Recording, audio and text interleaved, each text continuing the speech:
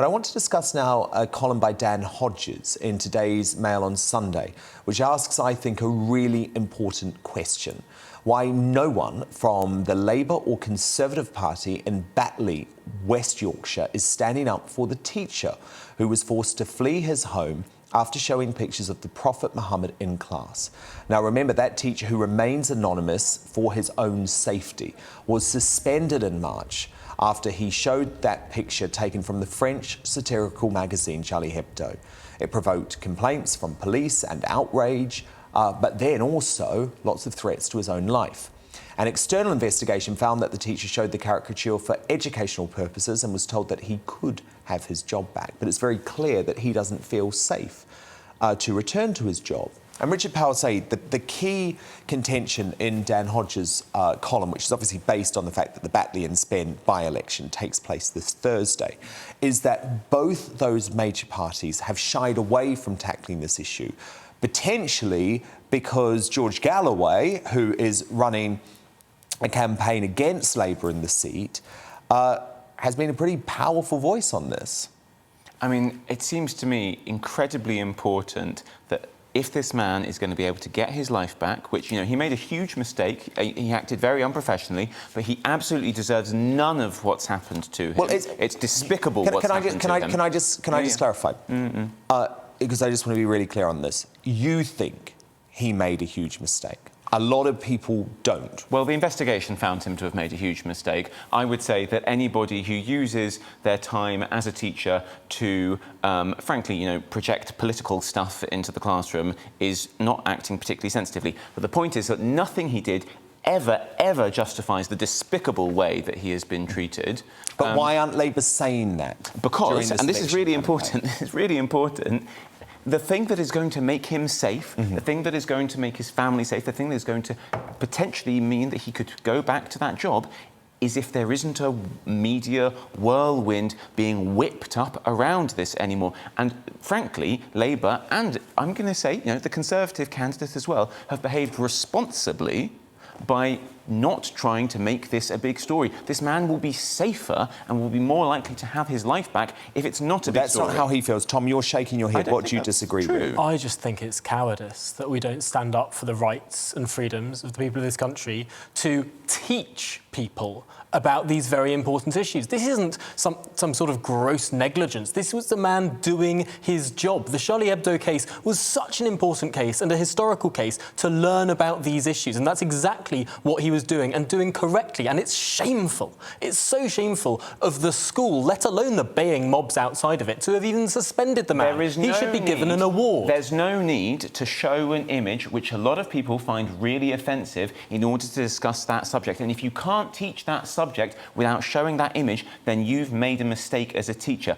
Nothing justifies the terrible way that he has been treated. We don't live in a society where someone can say, I find that offensive, and no one ever gets to see it again. I think that's a terrible way. That's not what I said. That's rejecting the fundamental liberties on which we have built our country. You have a responsibility as a teacher to be sensitive to the children that you are looking after. As far as I understand it, he's had these discussions before with previous classes, and it was just one child, or just this year, suddenly, someone decided to take offence and whipped up a massive storm over it. This was a teacher doing his job. That is not what happened. The person who took offence... And a well-respected teacher. The person who took offence did not whip up a storm about it. That is completely inaccurate. The storm was whipped up... He had shown the image in previous classes. The storm that was whipped up by outsiders who had nothing to do with the local community. Yeah, but the school didn't stand by this teacher. They immediately because he had done something unprofessional. Which he'd done in previous years to no problem at all. And in their opinion as well,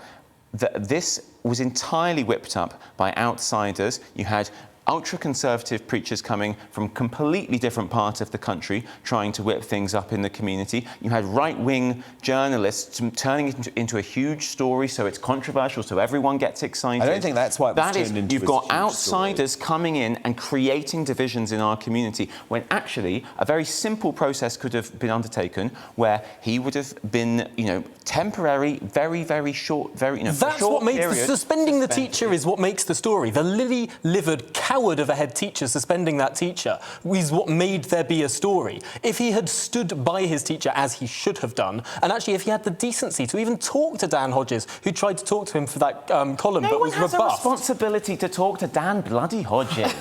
You know, like, Dan's a journalist. Sometimes he gets an interview, sometimes he doesn't. He's a big boy. He can cope with it. I think we're what just I'm seeing surprised total by, and I cowardice from don't know, school leadership here. Well, I'm struck by the fact that the gentleman concerned, the teacher, doesn't appear to have spoken to Dan Hodges either, which rather suggests to me that this teacher doesn't want this media attention. I could be wrong. Dan will correct me, I'm sure. He's terrified for his own life, Dominique. Where do you stand on this? Well, I will say I am a bit on either side of the camp, because it's a well-known thing that showing images of the Prophet Muhammad is forbidden. It just is. And I think that if you're in a classroom with a high proportion of Muslim students who may take offence to that, I do think that it was perhaps culturally ignorant, I think. However, especially in the context of the teacher in France, Samuel Paty, who was beheaded, I think that the only thing that you could have done is stood by that teacher, because we don't live in a theocracy. We just don't. And people should be allowed to make those mistakes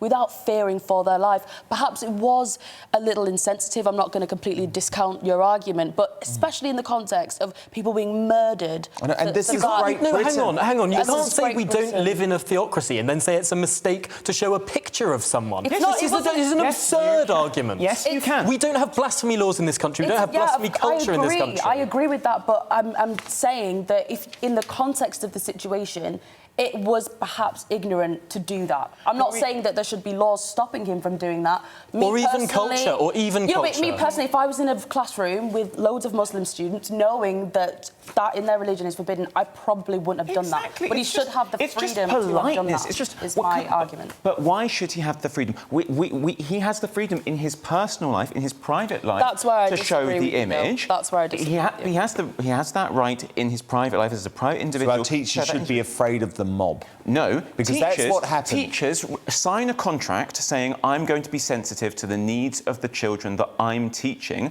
and I will do what I like in my private life, but when I'm a teacher, I'm not allowed to be making partisan political comment to them. But he wasn't making a partisan political comment, was he, Tom? He was showing the front page of a magazine that sparked one of the most horrific terrorist events exactly. in recent living memory. Exactly, an incredibly So we should controversial bow to the image. terrorists, is what you're saying, then, if we...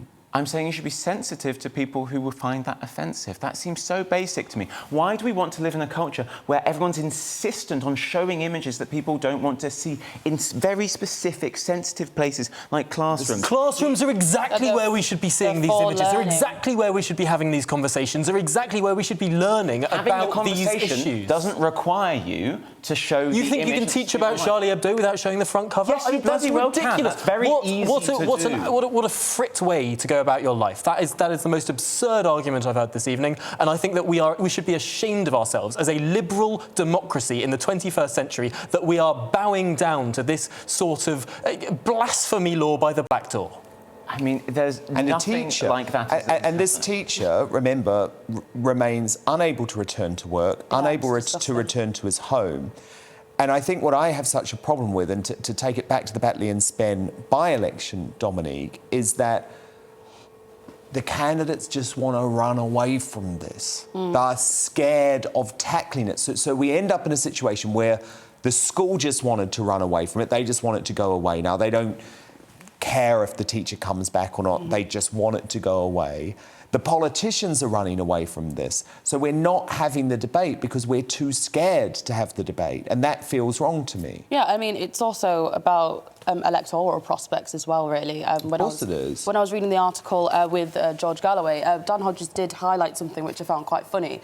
To him, he was saying, it was disgusting that this was happening, etc. But then to another crowd of prospective voters, he did kind of change his tune. And I think the reason why people like George Galloway, based upon reports in the area, is because he is pro-Palestine. Apparently, he speaks to Muslims in particular, and Labour just... Yeah, so this is what George Galloway said, Richard. He said, if I had been the MP, I don't think this would have happened. After what happened in Paris with the horrific murder of a teacher there, I would have been into the Batley schools. But if it had happened, I would have provided leadership in response to it. Labour ran away. If it had been me here, I'd have been outside the school and I'd have told everyone to go away. I'd have calmed the situation down. I mean, George Galloway hasn't calmed a situation down in his entire career. The man's a complete charlatan. The idea that he would have shown leadership. He's a political opportunist who has made life easier for the Conservative Party very consistently over a few years now. He's doing it again now. But he's filling a gap that Labour have left, because the issue that many of the people within the community have is that Labour haven't been as emphatically pro-Palestine as they should have been, which I do find bizarre because we don't live in Palestine, so I don't understand why that is a basis of voting for someone. But that is what a lot of people in the area have said. But the Labour Party policy is, and always has been, a two-state solution. Yeah. What I think the difference is not that they have been any less pro-Palestine, it's that they're simply no longer hating Israel. And I think that that's very much the issue of Jeremy Corbyn's time as leader of the Labour Party.